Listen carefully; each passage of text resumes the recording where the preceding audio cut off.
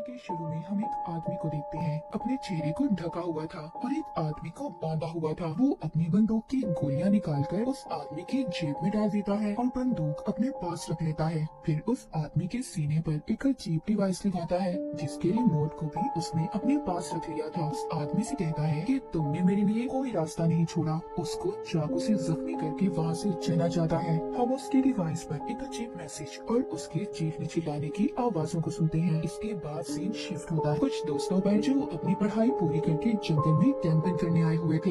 यहाँ पर सब दोस्तों में गैटो जो सबसे ज्यादा बिगड़ा हुआ था, वही गैटो का दोस्त जो उसके उल्ट था, बिल्कुल सीधा। और उसकी दोस्त ऐसी थी जो बेचारे पर हमेशा शक करती रहती थी कि उसका चक्कर किसी और लड़की के साथ है। हम यहाँ पर उनकी बातों में सबकी गहरी दोस्ती देखते हैं। इनके ग्रुप में एरिन थी जो सबसे ज्यादा मासूम थी और सबसे अलग रहा करती थी। जब एरिन बाथरूम के लिए झाड़ियों बिछाती है, वही आदमी जो हमने कहानी के शुरू में देखा था वो एरिन को बेहोश कर देता है। जब एरिन को होश आता है, उसके साथ साथ सभी दोस्त एक अजीब सी जैकेट के साथ उठते हैं क्योंकि सबने अब जैकेट पहनी हुई थी और उस जैकेट पर एक टाइमर लगा हुआ था। करीब ही जब वो गैस सिलेंडर को देखते हैं तब इन्हें समझ आता है कि किसी ने इनको गैस से बेहोश कर दिया था और इनका यहाँ पर एक दोस्त भी गायब था। जब वो आदमी इनके सामने आता है तो इन्हें पता चलता है कि वो इनके स्कूल के साइंस टीचर थे और साथ ही साथ एरिन के दोस्त के डैड भी जो अब मर चुका था। वो बताते हैं कि जब मेरे बेटे की मौत हुई तो उनकी बीवी ने इस सदमे से अपनी जान ले ली जिस वजह से उन्होंने अपनी फैमिली को खो दिया। अब उन्हें ऐसा लगता था कि कहीं न कहीं इन दोस्तों में से ही कोई कातिल है जिसने मेरे बेटे को मारा होगा। वो कहते हैं आज तो तुम्हारी दोस्ती का इम्तिहान है। वो जैसे ही अपने हाथ में लिए रिमोट को दबाते हैं, सबकी जैकेटों पर लगी हुई डिवाइसेस ऑन हो जाती हैं। आज तो टेस्ट में सिर्फ वही बचेगा जिसके पास सबसे ज्यादा वक्त होगा। इसके बाद वो अपने आप को ही गोली मार देते हैं। ये देखकर सब काफी ज्यादा डर जाते हैं। अपनी अपनी जैकेट्स को निकालने की कोशिश कर रहे थे पर वो निकलने का नाम नहीं ले रही थी। उन्हें समझ नहीं आ रही थी कि आखिर टाइम की खत्म होते ही होगा क्या। वो देखते हैं किसी के डिवाइस में बहुत ज्यादा टाइम था और किसी के पास बहुत कम। उनकी सबसे बड़ी परेशानी ये थी कि दूर दूर तक उनके लिए कोई मदद नहीं थी और इनके टीचर ने सबके फोन्स को भी तोड़ दिया था। अब उन्हें समझ नहीं आती कि वो सच में एक बड़ी मुसीबत में है। एक दूसरे से लड़ने लगते हैं पर अभी भी कुछ को ये मजाक लग रहा था। जब ये आगे जाते हैं तो इनको अपना दोस्त बॉबी मिलता है जो एक पेड़ से लटका हुआ था। बॉबी की दोस्त उसको आजाद करने के लिए आगे बढ़ने वाली थी। तभी दूसरी दोस्त कहती है हो सकता है ये चाय बॉबी की हो, हमें यहाँ पर फंसाने की, क्योंकि इसने हमें यहाँ पर बुलाया था। ये जरूर उस टीचर के साथ मिला हुआ है। ये सब सुनकर कुछ दोस्त बॉबी को छुड़ाने के हक में नहीं थे पर बॉबी उनसे बार बार कह रहा था कि प्लीज मेरी मदद करो। वो कहता है मैंने तुम सबसे अपनी एक बड़ी बीमारी को छुपाया था जो उस टीचर को पता चल गई थी। वो मुझको ब्लैकमेल करते थे, मेरे पास कोई और रास्ता नहीं था, इसलिए मैं तुम सबको यहाँ पर लाया। पर मुझे उनके इस प्लान के बारे में कुछ पता नहीं था कि वो हमें यहाँ पर कैसे फंसाएंगे। पर मैं तुम सबको इस डिवाइस के बारे में भी बताने के लिए तैयार हूँ अगर तुम मुझे खोल दो। अब उसकी दोस्त उस पर तरस खाकर उसे छुड़वा देते हैं। बॉबी आजाद होते ही सब पर चाकू से हमला कर देता है पर वो किसी को मार नहीं पाता और देखते ही देखते उसके डिवाइस में टाइम खत्म हो जाता है। सबके सामने वो ब्लास्ट हो गया था, फट जाता है, उसके जिस्म के टुकड़े टुकड़े हो जाते हैं। ये देखकर सब अपने अपने दोस्तों को लेकर भागते हैं। टेबल टेटो का दोस्त था जिसकी दोस्त उस पर अब भी शक कर रही थी, उसके साथ जाने से भी मना कर देती है। टेटो का दोस्त अकेला ये कैंप में वापस आता है। वो उस टीचर की बंदूक को भी अपने पास रख लेता है ये सोचकर कि शायद ही उसके काम आ जाए। इसके बाद हम एक और दोस्त को देखते हैं जो काफी ज्यादा घबराया हुआ था क्योंकि उसका टाइम अब खत्म हो चुका था। वो अपनी दोस्त से कहता है प्लीज मुझसे दूर रहो, कुछ देर बाद मैं भी मरने वाला हूँ।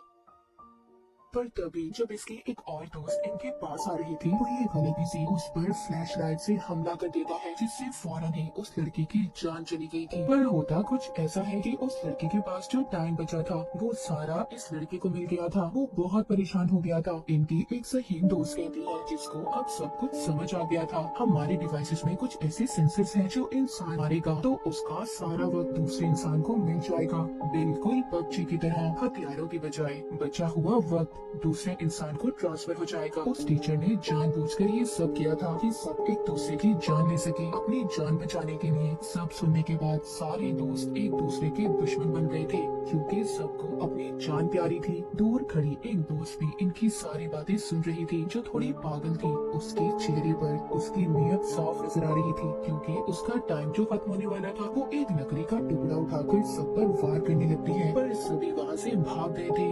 अब यहाँ पर मजा नजर आता है सब दोस्तों का असली चेहरा। सभी एक दूसरे की जान के दुश्मन बन चुके थे। तो दोस्त जल्दी से दोबारा कैंप की तरफ भागते हैं क्योंकि उनके पास अभी भी एक फोन था जो वो कैंप में ही छोड़ आए थे, मगर उसमें भी सिग्नल नहीं थे। इसीलिए ये फोन को लेकर ऊंचाई की तरफ भागते हैं। उधर एरिन को कैटो का दोस्त अपना पार्टनर बन जाने का कहता है और दोनों आगे मदद के लिए निकल पड़ते हैं। उधर दूसरी तरफ इनकी एक और दोस्त जो अपने शिकार की तलाश में थी क्योंकि उसका टाइम खत्म होने वाला था। जब ये कैटो को अपने पास आते हुए देखती है तो उस पर हमला कर देती है। पर चालाक कैटो अपनी जान बचाने के लिए उस लड़की से कहता है, तुम कहती थी ना कि मेरा दोस्त तुम्हें धोखा दे रहा है, उसका चक्कर किसी और लड़की के साथ था। हाँ, वो कोई और नहीं बल्कि तुम्हारी बेस्ट फ्रेंड है। जो मुझे उसके फोन से पता चला, उस पागल लड़की को एक और मौका मिल गया था किसी की जान लेने का। ये अपनी ही दोस्त के ऊपर चाकू से हमला कर देती है, पर वो दोस्त एक ही झटके में उसके ऊपर वार करके उसी को मार देती है। अब उस लड़की को भी गेम की समझ आ चुकी थी कि भले कैटो ने उसे मरवाने की कोशिश की, पर यही रास्ता है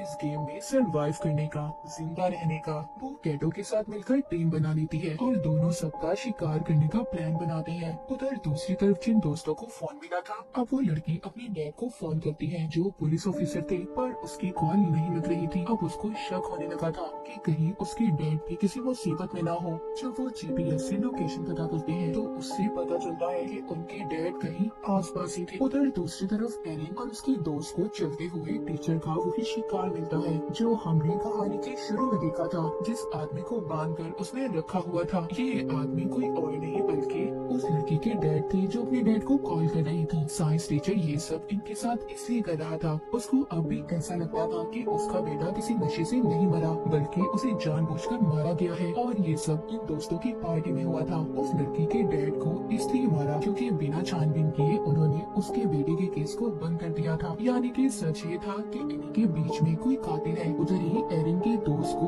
बुलेट्स गोलियां भी मिलती हैं जिसको उठाकर ही अपने पास रख लेता है। इनकी दोस्त के डैड मरने ही वाले थे, तभी एरिन का दोस्त बंदूक में गोलियां डालकर उन्हें मार देता है। एरिन को यकीन नहीं हो रहा था कि उसका दोस्त इतना भी दर्दी हो सकता है। वो उसको समझाता है कि सब मैंने तुम्हारे लिए किया क्योंकि वो ज्यादा देर जिंदा नहीं रहते, वो मरने ही वाले थे और उनको मारने से कम से कम जो उनका बचा हुआ वक्त है वो तुम्हें मिल गया। एरिन का दोस्त उसको बंदूक देकर कहता है, तुम इससे खुद को महफूज कर सकती हो, ये तुम्हारी हिफाजत के लिए है क्योंकि जीने का हक है तुम्हें। और खुद वो कैटो की तलाश में निकल पड़ता है क्योंकि उसे ऐसा लग रहा था कि साइंस टीचर के बेटे उनके दोस्त का कातिल कैटो है, क्योंकि उस दिन पार्टी में वो नशे वाली दवाई वही लाया था।